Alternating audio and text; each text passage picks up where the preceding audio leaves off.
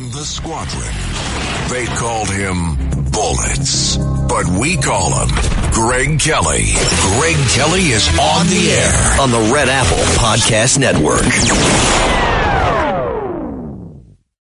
I want to dip into the most fascinating discussion on the war led by the president who's waging the war, doing it very well, President Trump at the White House right now. But they have no right to be doing what they're doing. But we're hitting them very hard. And today is a big day where we're pounding a certain area that has very much to do with the Strait. And I think we'll get it going very soon. In addition, we do have other nations coming in. You need people to watch and people to see. We have other nations coming in. Yes, please. If the United States is working to secure the Strait of Hormuz for the benefit of other countries like China, and our allies aren't yet stepping up to your standard, is the United States getting back to being the world's policeman? Look, the United States should not be very much involved. They can on a certain basis. They've been doing it for a long time. But I've always said, if you look back years ago, I said, why aren't we being reimbursed? You know, these are the richest countries in the world. Why aren't we being reimbursed for maintaining the Hormuz Strait? And why aren't we being reimbursed for that? I've said that for years. You can go back. They reported on it yesterday. I've been saying a lot of things about the Straits. Number one, I said it's the one advantage they have. But that's a suicidal advantage because they kill themselves more than they kill the rest of the world. And there are things you can do with time. There are other things you can do. But I think we're going to have the situation straightened out pretty quickly. And I think we're going to have some good help. And I think we're going to be disappointed in some nations too. And I'll let you know who those nations are. One of your advisors, David Sachs, said the other week that the U.S. should, quote, declare victory and get out of the Iran war. He also warned that if the conflict escalates, Israel may contemplate the use of a nuclear weapon. Has he shared that assessment with you? No, he hasn't. Israel wouldn't do that. Israel would never do that. And, there's a theory. You've pounded them to hell and you can just leave now and it'll take 10 years for them to build back not nearly what they have right now. And I guess that's another theory, but we want to have it ended so that another president doesn't have. Look, for 47 years, no president was willing to do what I'm doing, and they should have done it a long time ago. It would have been a lot easier. There's no president that wanted to do it, and yet every president knew. I've spoken to a certain president, who I like, actually, a past president, former president. He said, I wish I did it. I wish I did, but they didn't do it. I'm doing it. Yeah. Which president? I can't tell you that. I don't want to embarrass him. It would be very bad for his career, even though he's got no career left. Go ahead, please. You mentioned. How about the man right Thank you, sir. Mr. President, you mentioned that you're not entirely sure who you're dealing with, who the leadership is in Iran. Do you see a viable opposition movement still in that country following all of the protests that we had seen before the airstrikes and kind of an opposition movement that could become a viable leader in Iran? Well, the biggest problem, and we have brave people in this room, but the biggest problem that I see is that they put out a warning, and we have the warning. We get everything they get. And it said any protester that goes onto the street will be immediately shot and killed. This is a little tougher than the American way. This is not quite as tough as, nobody can believe it. So I can't imagine, they don't have guns. And the other ones have guns. Highly sophisticated machine guns and AK-47s and other kinds of guns. And they did that with the women. So the women had 250,000, even 500 people protesting a year ago. And they shot women right through the middle of the forehead with snipers. And they didn't have to do many. About 10 went down bleeding profusely. And 250 to 500,000 women went running in the other direction. Because they can be brave, but they're not stupid. And they have no gun, and you have snipers in buildings specifically for this reason. So a woman goes down falling, bleeding from the head, and it doesn't take long for that to spread. And when that spreads, that crowd dispenses. And nobody else has been able to do that to the extent that these people are violent. They killed a minimum 2 weeks ago, 32,000 people. So, and they put out actually a notice 2 days ago. If you protest, you will be shot and killed. So, I don't know. I would say Mike Johnson's the only person I know who has the courage to go out in that kind of an atmosphere. I don't think so. Yeah. Have your advisors told you anything in terms of how long we can expect gas prices as high as they are right now? I don't need advisors to tell me that. I know what it is. You know, the Prime Minister of UK, United Kingdom, yesterday told me, I'm meeting with my team to make a determination. I said, you don't need to meet it with the team. You're the Prime Minister. You can make your own. Why do you have to meet with your team to find out whether or not you're going to send some minesweepers to us or to send some boats? I said, you don't have to meet with your team. It's the same thing here. I can tell you that when this is over, oil prices are going to go down very, very rapidly. So is inflation, so is everything else.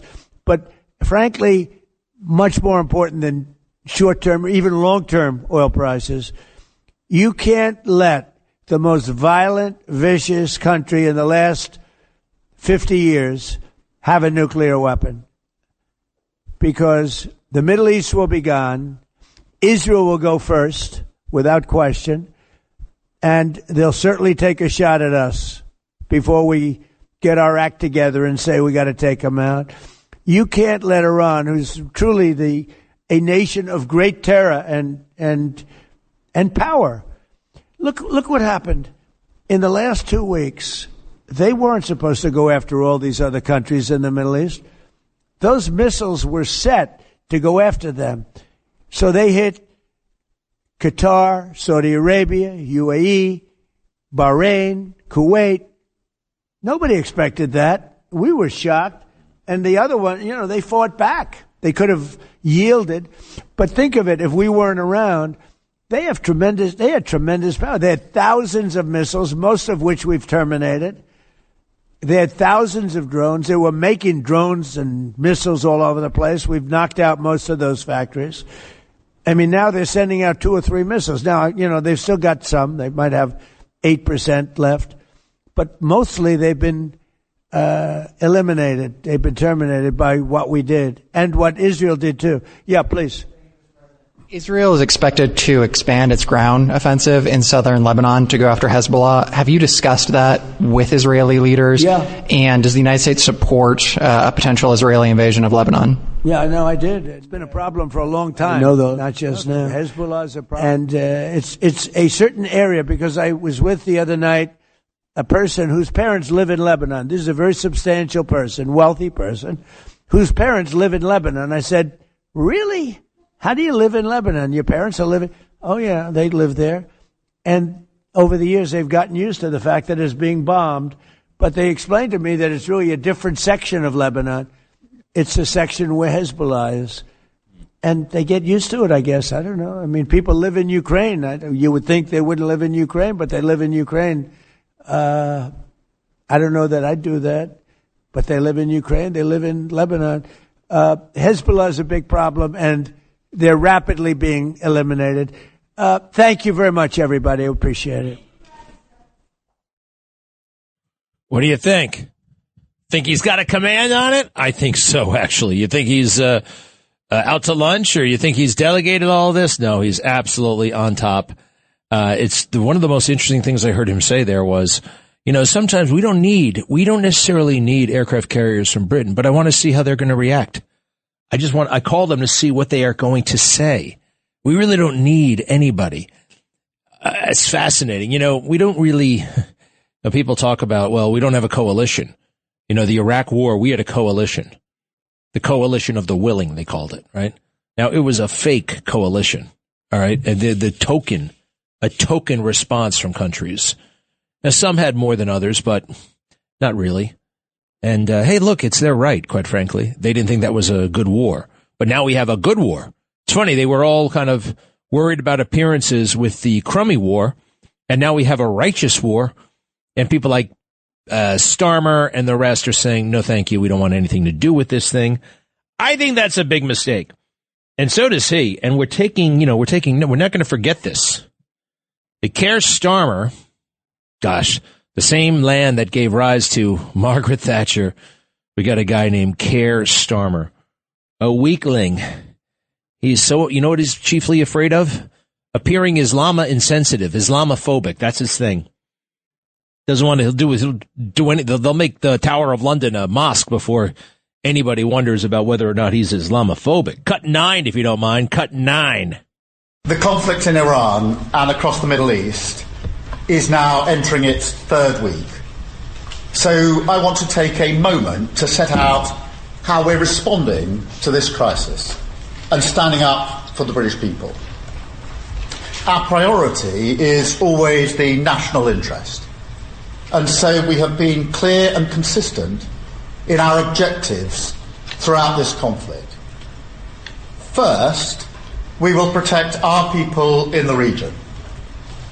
Second, while taking the necessary action to defend ourselves and our allies, we will not be drawn into the wider war. Thanks. Thanks a lot. The war is actually, in a weird way, kind of limited, right? We're pounding targets in Iran.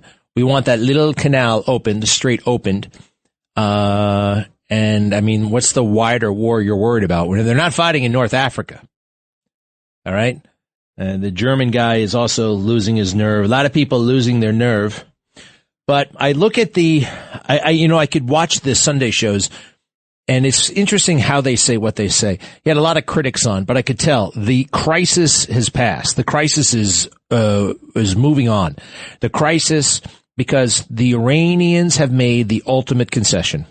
The straits will be open for everybody except Israel and the United States. This is a face-saving measure. This gets them off it's totally fine. We don't get fine. You want to say that? Great. Israel and America don't have any ships going through there.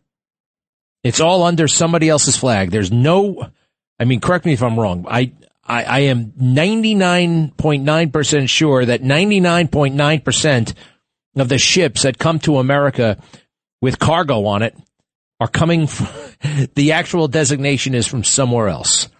And oh, by the way, we're not getting that many ships from that region anyway. Now, China and the rest, you guys got nothing to worry about. And we don't need you. And if you have to save face here, okay. Let's see here. Kevin Hassett, he's one of the economic guys around President Trump. Listen to him slap around the fake news yesterday. Cut 11, please. Cut 11. President Trump's man on the economy. Cut 11. You just heard Iran's foreign minister saying Tehran has been approached by other countries about negotiating their way through the strait. If that kind of negotiation happens, are Americans just going to get cut out here? Well, first of all, you have to understand that America is not going to have its economy harmed by what the Iranians are doing. The bottom line is that in the 70s, we didn't produce much oil, but now we do. And so America's in a very strong position. They think that they're going to harm the U.S. economy and get President Trump to back down. There couldn't be anything that was a stupider thing to say, because the bottom line is that our economy has got all this momentum in the world, and we've got lots and lots of oil. We have lots of trading partners that are more on the hook from imported oil from these guys. And as we can see, it's completely unacceptable that a government that would, murder 40,000 of their people just a few months ago would be blackmailing countries to let stuff through. President Trump thinks that is unacceptable. Yeah. And for the global economy, we need to fix it, and we're going to fix it fast. How's that sound? Got to remember about these people and what they did not too long ago, right? Blowing people up left and right. The crisis, folks, is over. I see it in every way. And what they're saying and how they're saying it, the body language and the rest. This foreign minister, Abbas Araghchi, I know. He's going to have all kinds of demands, and his feelings will be hurt, and he'll be saying some things publicly, but different things privately. And it's a big deal. All right, folks, give me one moment, please. Thank you. Greg Kelly. Let's go, Brandon.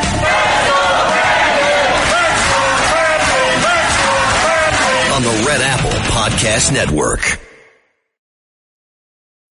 This episode is brought to you by Cologuard. Do you know what's really scary? Not screening for colon cancer when you turn 45. The Cologuard test is non-invasive, requires no special prep or time off work, and ships right to your door. In just 3 simple steps, Cologuard takes the scare out of colon cancer screening. If you're 45 or older and at average risk, ask your healthcare provider about the Cologuard test. Cologuard is available by prescription only. Learn more or request a prescription today at Cologuard.com/screen.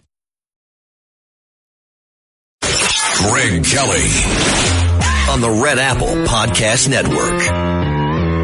Much of our media has been feasting on fake news and serving up fake news because they've been getting fake news from Iran, and Iran has now deployed artificial intelligence not to defend its country, but to put out propaganda that sometimes looks very, very convincing, but it's totally erroneous. There was a video of the USS Abraham Lincoln on fire. Wasn't on fire. It had nothing to do with Iran. I like Mario Newfall. Iran spent 40 hours building a wall that fell in hours. Bavar 373 batteries reaching 160 nautical miles, S-300 systems from Russia, radars tracking 300 contacts simultaneously, layer after layer designed to make Iranian airspace a graveyard for any attacker. The 1991 Iraq air campaign took 38 days against a weaker system. Iran's collapsed overnight. The lesson extends beyond air defense. Iran has consistently overestimated the strength of what it's built, from missile shields to regional alliances. The same miscalculation is playing out in the Gulf. Tehran thought attacking its neighbors would create pressure on Washington. Instead, it's guaranteeing those neighbors will never tolerate a heavily armed Iran again. Ever. And Trump reminded the world what this war is really about. Forget the nuclear weapons rhetoric. Forget regime change. Forget freedom for the Iranian people. In one short interview, President Trump stripped it all back to the raw truth, the Strait of Hormuz. And he is threatening NATO, pressuring China, scolding Britain, and dangling a delayed Xi summit all over that one waterway, because whoever controls Hormuz controls the energy supply that keeps the global economy breathing.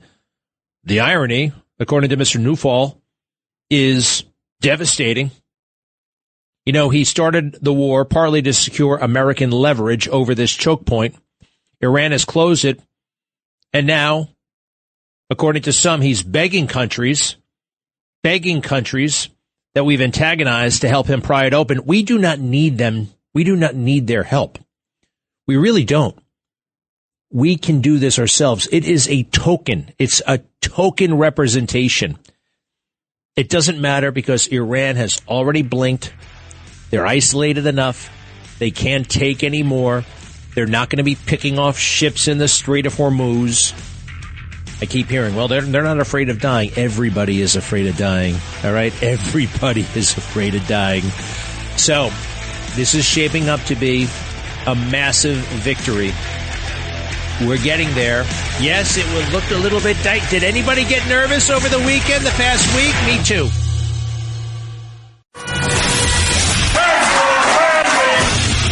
Greg Kelly on the Red Apple Podcast Network.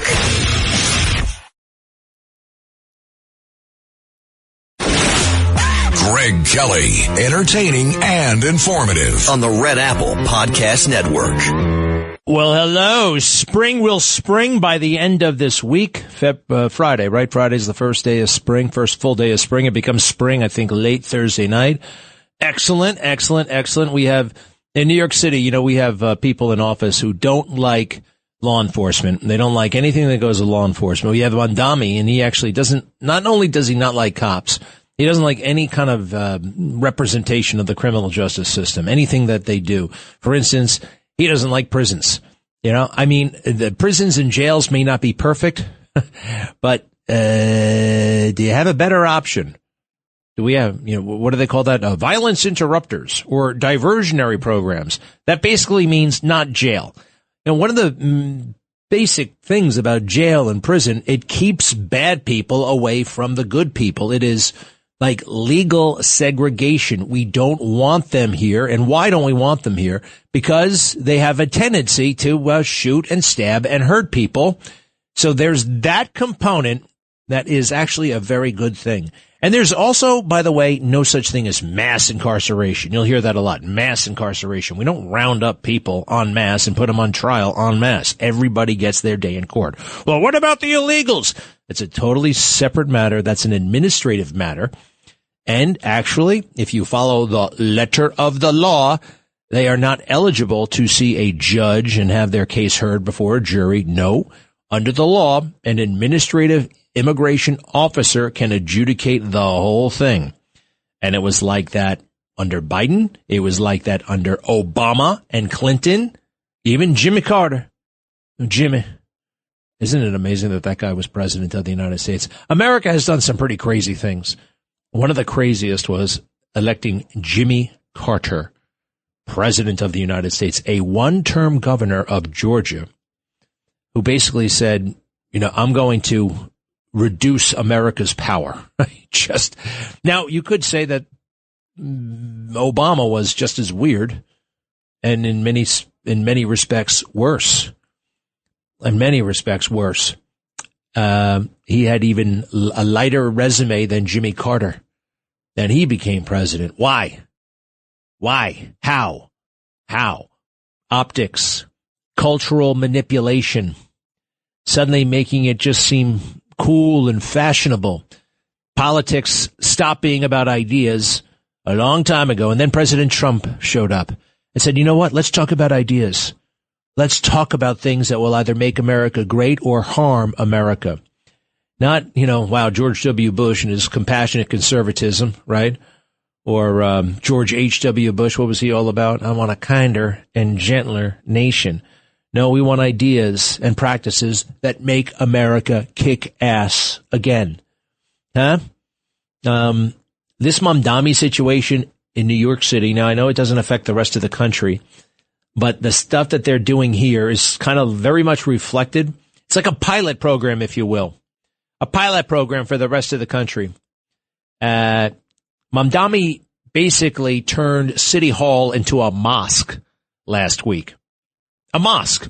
They threw rugs around the City Hall, rugs, and they got on their knees and they bent over and they ate with their hands and they excluded the women. It's another thing about, you may want to look about Muslim and Islam. It's not kind to women. Women are like animals just there to serve the men. It's pretty incredible, and it's not compatible with Western values. It's not. And that's not Islamophobic. That's just a realization of what's happening. And I'm not going to, you point your finger. Laura Loomer, she was a hell of a lot more right than wrong. Although I hear a rumor that she's doing a podcast with Michael Cohen. Please tell me you're not doing that. She really is doing that. It's going to be like episodic. They're going to do a show together. Well, what a silly person both of them are, quite frankly. Michael Cohen. You see, these podcasters are going to war with each other. You heard about this, right? Ben Shapiro is upset with Megyn Kelly. Megyn Kelly is mad at Mark Levin. Mark Levin and everybody else is mad at Tucker. Just this whole damn thing. And then there's what's her name again? Candace Owens. All of them, they have so much influence. They call themselves influencers, or people call them influencers. Let me tell you the little nasty, dirty little secret about some of these influencers. They are in show business. They are in show business. They have to keep subscribers. They have to keep, and for them to survive, for them to kind of breathe, they have to say outrageous things so people talk about them. Because once they stop talking, there's no show. There's no Megyn Kelly show. I love Megyn, by the way, but I think the podcasters, I do. What can I tell you? But if you work for, let's take a podcaster I'm not that crazy about. Who's one that I'm not that? I mean, quite frankly, I don't know enough about her. I haven't really gone there. Candace Owens. I have a feeling that some of the stuff she says is designed to just seem crazy. And people talk and, oh my God, what is she going to say next? It's almost like Howard Stern 40 years ago. Now, if you have a podcast, that's, in a weird way, they can be mega successful, but there's no infrastructure that keeps that thing going other than the podcaster and the outrageous comments. If you work for a more traditional news agency, and this is both good and bad, but the news agency is going to be there no matter what the person on air says and does, for the most part. The pressure is actually kind of off. Once that person goes off air, it doesn't follow them around everywhere they go. Right? Oh God, I got to feed the beast. I got to get it out there. I got to be out there. I don't have that pressure. I don't want that pressure. I must say, I think it was beneath Megyn to call Mark Levin a micro penis, for crying out loud. And those two have been going at it. I don't have time to listen to all this podcast content. Do you? Does anybody? Joe Rogan has 4.5-hour interviews with people. Who can do that? I barely have time to urinate. I can't worry about what somebody said on a podcast. Somebody said something on a podcast. Oh my God. Well, it's just that most of the time. Cut one. Do me a favor, everybody. Airport agony. There's a big CNN. Do you think they want people to be airport agony?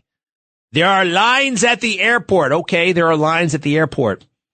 Has anybody been shot and killed? Has any bomb gone off? Has any missile landed at an American airport? That's airport agony. Waiting around online is not agony. We got cell phones. We got food courts. We've got, if you get tired, you can have a seat, sit on the floor, sleep on the floor. People do that all the time. Easy for me to say I'm not going anywhere, but that's a conscious decision. I don't want to go anywhere, in part because of the airport. Cut one, if you don't mind. Cut one. This is the latest idea of Zoran Mamdani, who really, I think what he wants to do, instead of being mayor, he wants to be an imam. I think he'd prefer to be an imam in a mosque. Cut one. In an historic move, Mayor Mamdani ruled out the Office of LGBTQIA plus affairs. It's first of its kind in the city. From securing housing to employment, the office vows to level the playing field for the community. And Andrew Ramos has this story from Crown Heights. Stop. Now, why isn't that anchor bursting out laughing when she says the LGBTQ plus IA office? Level the playing field in New York? In New York? You know who needs to be, the playing field needs to be leveled for? People who are not LGBTQ plus IA. People like me, quite frankly, who are straight and white. I think that's fantastic. I don't feel shamed. I don't necessarily feel proud either. That's the way I am. I was born this way. But somehow it doesn't have the status and the coolness of certain other intersectionalities. Is that what they call it? Okay, Mr. Ramos, let's hear your report. Fulfilling a campaign promise, Mayor Mamdani signed an executive order Friday paving the way for the city's first ever mayor's office of LGBTQIA plus affairs, installing Taylor Brown, an attorney in the Civil Rights Bureau for the New York State Attorney General, as its new director. Because it is personal to her.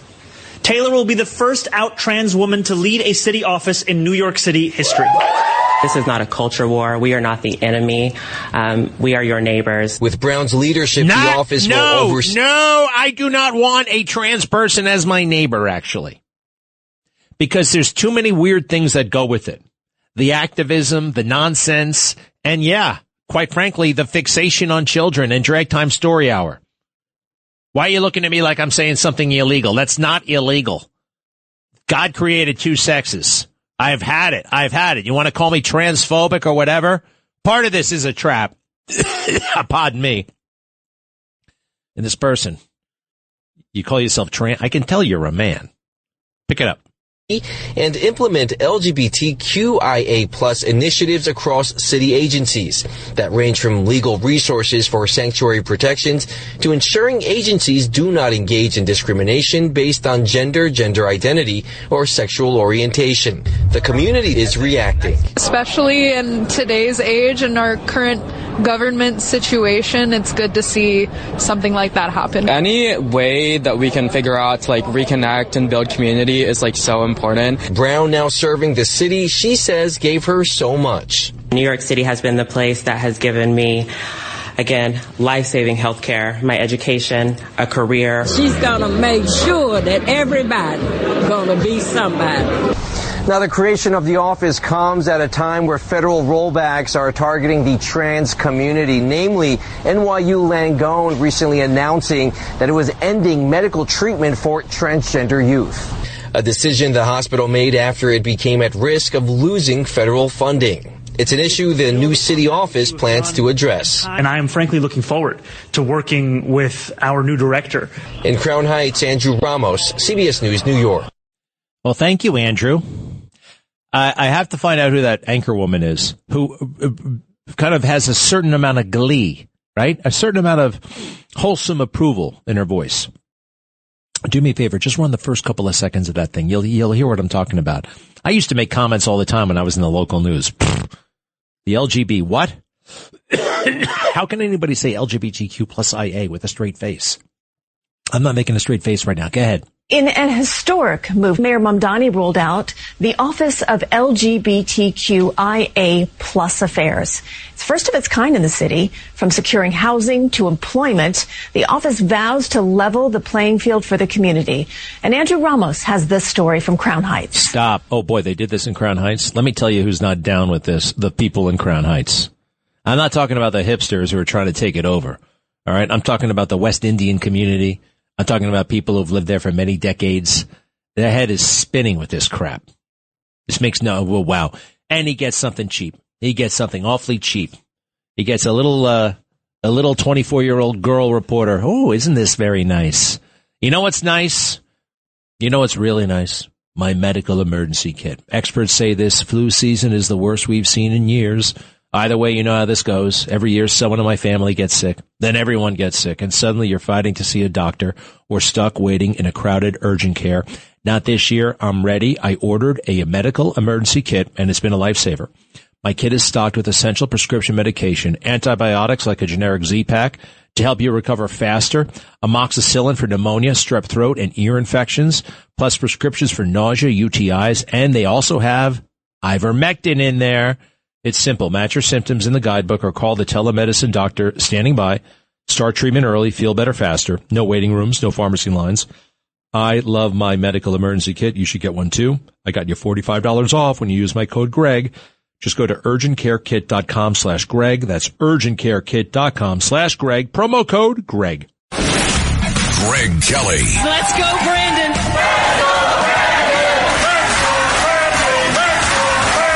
On the Red Apple Podcast Network. Greg Kelly, entertaining and informative. On the Red Apple Podcast Network.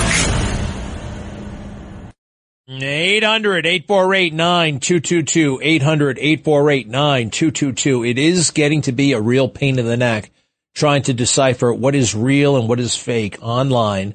The artificial intelligence videos, the first batch that I saw, and I'm only talking maybe, 2 months ago, were terrible. You could always figure them out. They were, a lot of them were made to delegitimize ICE. They had people, usually cops or restaurant owners or people like that, yelling and screaming at ICE officers. And they were kind of convincing, right? And they were very indignant. Like, hey, you ICE guys, you don't belong here. Stop hassling my guys. This is America. No, you don't ask them for their papers. You're going to have to go through me. They had cops doing that, right? First of all, it was too perfect, right? The script was too kind of perfect. Real world is a little bit messier than that. And if you look closely, everything was kind of screwed up on these people. They had, 6 fingers. They had their patch, the NYPD patch actually had hieroglyphics on it. It was just kind of messy. And if you looked and you were patient, you could figure out, okay, this is fake.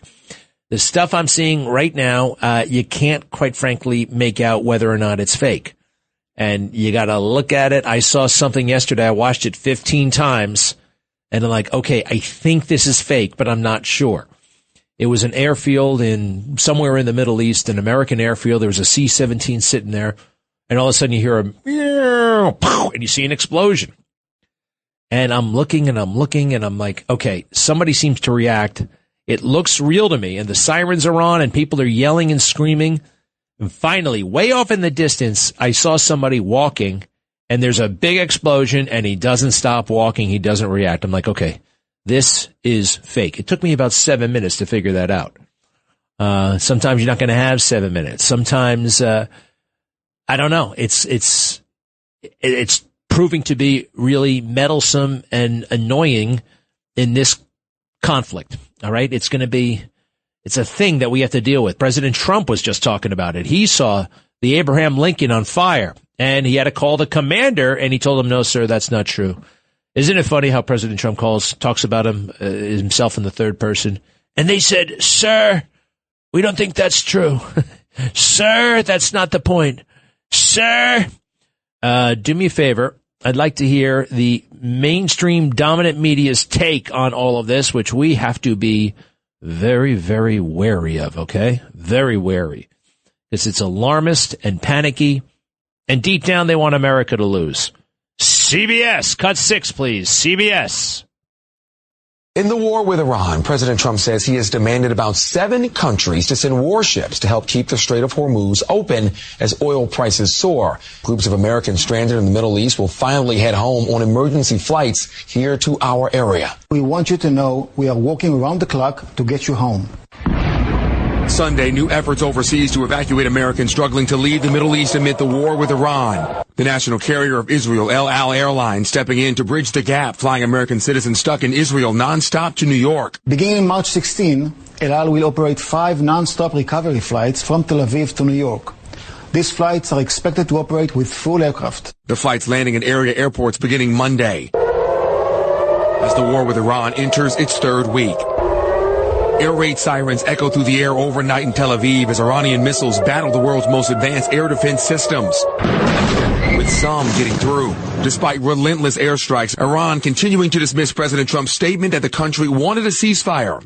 On Truth Social Friday, the president said Iran is totally defeated and wants a deal, but not a deal that I would accept. But on Face the Nation, Iran's foreign minister countered. No, we never asked for a ceasefire, and we have never asked even for negotiation.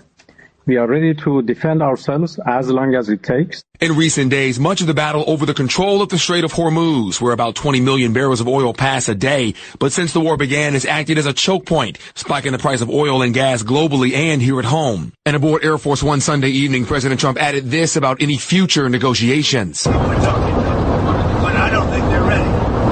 But they get pretty close. But Director of the White House Economic Council, Kevin Hassett, says the American economy is under control. And they think that they're going to harm the U.S. economy and get President Trump to back down. There couldn't be anything that was a stupider thing to say. And now, thousands more U.S. troops, including 2,200 Marines specifically trained and equipped for the on-land and sea fighting, are headed to the Strait. CBS News New York is working to contact Israeli Americans who have those tickets to board those flights back here to New York.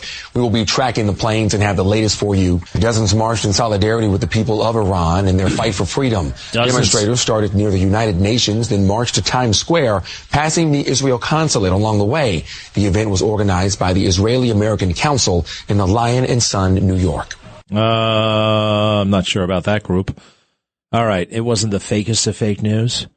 But it's lazy. It's very drive-by, as Rush used to say. There's something else. You know, as I go deeper into, I'm almost done with the Gavin Newsom book. I decided to read the whole thing. That lost soul. That faker. The book is a scandal. The stuff that he admits, I believe inadvertently, right? These are inadvertent admissions, and he's kind of counting on people not paying much attention. But the part that I felt most sorry for, he doesn't talk about his faith because his faith isn't there. A man of faith does not behave like this, does not act like this. He talked a lot about Tony Robbins. He got a lot of inspiration from Tony Robbins.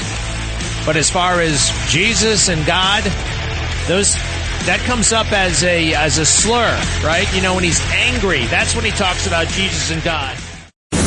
Thanks for listening to The Greg Kelly Show. You can hear The Greg Kelly Show weekdays at 12:15 on 77 WABC. If you like the podcast, share it with your friends and listen anytime at WABCRadio.com and download the WABC Radio app. Hit that subscribe button on all major podcast platforms. Plus, follow WABC on social on Instagram, TikTok, Facebook, and X. See you next time for a new episode so you never have to wonder. What the heck is going on here?